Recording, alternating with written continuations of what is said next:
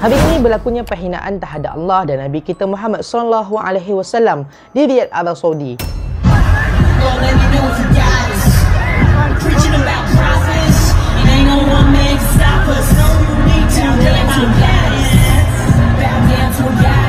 Seorang rapper bernama Iggy Azalea secara terang-terangan menghina Islam melalui nyanyiannya di hadapan ribuan umat Islam yang hadir di konsert tersebut. Lirik lagu itu jelas-jelas mencabar kekuasaan Allah dan syariat baginda SAW dengan mengatakan bahawa Tuhan dan baginda tidak mampu menghalang kebatilan yang mereka lakukan serta mengajak manusia untuk menyerahkan diri kepada Dewi. Persoalannya di sini, mengapakah konsert sebegini boleh diadakan di Arab Saudi yang merupakan lambang negara ibadah bagi umat Islam? Apakah sebenarnya yang terjadi di negara Arab Saudi pada masa ini? Pada kali ini, saya akan menceritakan tentang perkara ini. Bagaimanakah kisahnya? Anda dengar kami cerita.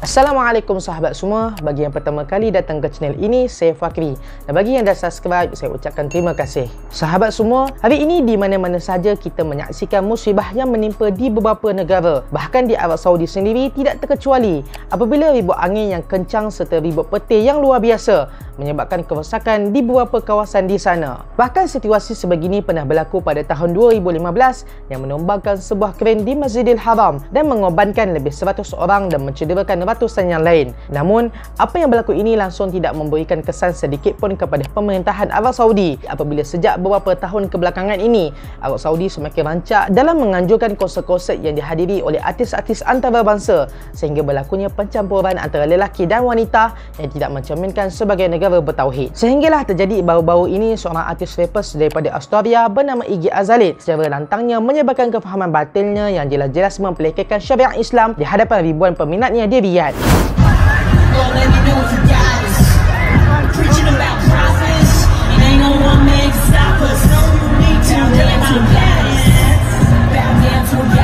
Amat menyedihkan apabila perbuatan artis tersebut dipandang sebelah mata oleh kerajaan Arab Saudi. Bahkan ulama-ulama yang menegur akan kebatilan dan tidak menyokong pembawakan yang dibawa oleh pemerintah ditangkap dan dipenjarakan seperti yang berlaku kepada bekas imam dan pendakwah terkemuka di Masjidil Haram iaitu Sheikh Saleh Al-Talib. Dan ramai lagi ulama besar Saudi dipenjara kerana membantah apa yang telah berlaku sekarang dengan apa yang mereka panggil sebagai visi 2030 Arab Saudi.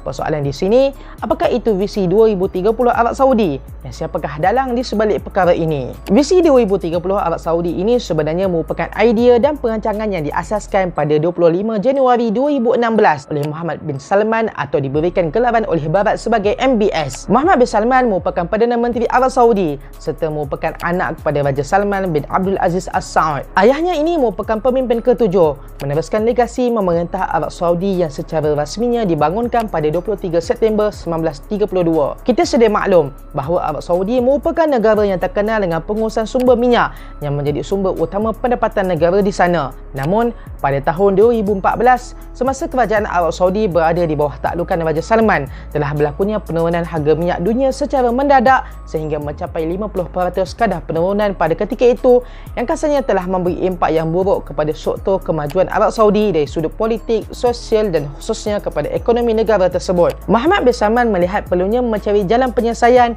dalam meningkatkan ekonomi negara tersebut dan membebaskan Arab Saudi daripada bergantung sepenuhnya pada hasil minyak bumi. Bermula di situlah terhasilnya gagasan visi 2030 Arab Saudi, hasil idea Mohammed bin Salman dalam membawa negara tersebut kepada kemajuan dan melepaskan kebergantungan negara itu kepada sumber minyak semata-mata. Rombakan besar-besaran turut dilakukan di bawah pemerintahan Mohammed bin Salman dengan melakukan perubahan dari sudut politik, keagamaan, ekonomi dan pendidikan dan pelbagai lagi bagi memperolehi keuntungan yang besar kepada negara tersebut. Maka langkah yang dilakukan oleh MBS di antaranya ialah memperuntukkan 46 bilion US dollar dalam membangunkan industri hiburan di negara itu bermula dengan langkah menarik anak muda yang jumlahnya lebih 2/3 dari rakyat Arab Saudi di samping menggalakkan pelancong luar untuk hadir ke negara tersebut. Bagi menjayakan rancangan ini, maka konsert diwujudkan di serata Riyadh di Arab Saudi dengan menjemput artis-artis bertaraf antarabangsa bagi menarik perhatian masyarakat seluruh dunia. Di samping mengubah pemikiran masyarakat yang menganggap Arab Saudi hanyalah untuk tujuan ibadah semata-mata. Riyadh season yang berlangsung selama 5 bulan pada tahun 2021 menjadi salah satu satu bukti kejayaan Muhammad bin Salman dalam menjayakan visi 2030 serta menjadi penanda aras kepada ambang kemunduran umat Islam. Pada masa itu, kita dapat melihat secara jelas aksi-aksi orang Arab menari bercampur lelaki dan wanita tanpa batas, dan dalam tempoh itu sahaja sebanyak 70 konsert telah berjaya dilaksanakan melibatkan 6 artis antarabangsa. Dalam masa yang sama, Arab Saudi turut membenarkan panggung wayang dibuka semula selepas 35 tahun diharamkan. Pasangan luar negara yang tidak berkahwin dibenarkan duduk sebilik di Arab Saudi sekarang ini. Bahkan, sebuah kawasan pantai di sekitar King Abdullah Economic City dinamakan Pure Beach buat pertama kali memberi kebebasan kepada pengunjung wanita untuk berehat di pantai sambil berbikini dan berpelukan bersama pasangan. Ini adalah gambaran kecil bagaimana perubahan yang sedang berlaku di salah sebuah negara yang menempatkan kiblat utama umat Islam di seluruh dunia. أعتقد أن أوروبا الجديدة هي الشرق الأوسط.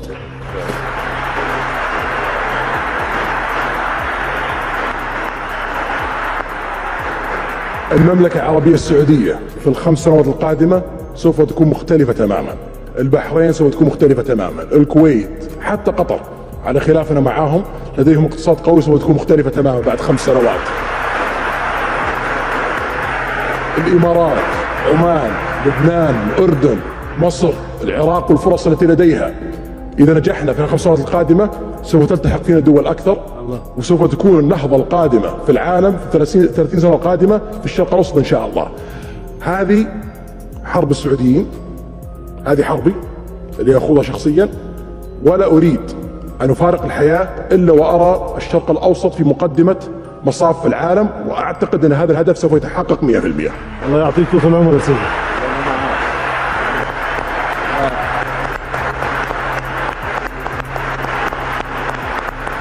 Realiti pada hari ini, Arab Saudi yang dahulunya dikunjungi manusia untuk mengabdikan diri kepada Sang Pencipta, namun kini Arab Saudi menjadikan hiburan sebagai kiblat mereka. Kita juga tidak pernah menjagakan bahawa Arab Saudi pada hari ini akan berada dalam satu fasa yang berfikiran terbuka dan bebas sehingga mereka menunjukkan kepada dunia bahawa Arab Saudi kini sudah berubah dan tidak lagi mengamalkan sistem konservatif, yakni mempertahankan pegangan agama yang mereka pelihara selama ini.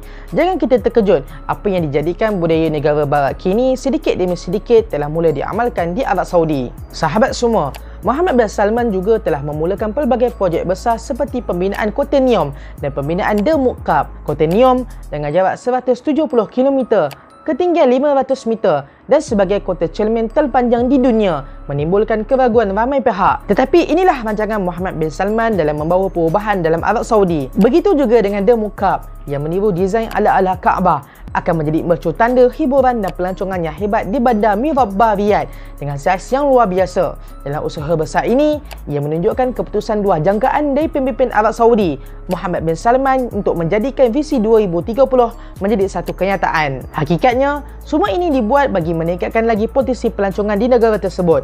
Ia juga berkait rapat dengan inisiatif yang dibawa oleh putera Muhammad bin Salman dengan visi 2030. Sahabat semua, Rasulullah SAW telah mengingatkan kita tentang tanda-tanda kiamat. Di akhir zaman, manusia akan bersaing dalam membina bangunan seperti yang disabdakan Rasulullah SAW dalam satu hadis yang panjang, dan maksudnya, lelaki itu bertanya lagi, "Beritahukan kepadaku kapan terjadinya kiamat?" Nabi SAW menjawab, yang ditanya tidaklah lebih tahu daripada yang bertanya. Dia pun bertanya lagi, "Beritahukan kepadaku tentang tanda-tandanya." Nabi SAW menjawab, "Jika budak wanita yang melahirkan tuannya, jika engkau melihat orang yang bertelanjang kaki tanpa memakai baju, serta pengembala kambing saling berlumba-lumba dalam mendirikan bangunan megah yang menjulang tinggi." Para ulama mengatakan bahawa pengembala kambing itu adalah orang Arab, dan saat ini kita melihat bahawa bangunan tertinggi ada di negara-negara Arab. Mereka bersaing untuk membangun bangunan yang tertinggi, paling maju dan paling moden tanpa mempedulikan sesiapa pun. Sahabat semua, apa yang diwasiatkan oleh Rasulullah SAW adalah benar. Pesanan baginda SAW akan terzahir di akhir zaman ini. Kita bukanlah menolak kemajuan dan kemodenan yang berlaku pada hari ini, tetapi kita kena beringat bahawa dunia ini hanyalah sementara, dan apabila tiba masanya, kita akan kembali kepada alam yang kekal selama-lamanya, iaitu akhirat. Pada hari ini, begitu banyak tanda-tanda akhir zaman yang telah dizahirkan oleh Allah Subhanahu Wa Taala kepada kita. Sebagaimana tanah Arab yang dahulunya gesang, kini perlahan-lahan telah menghijau.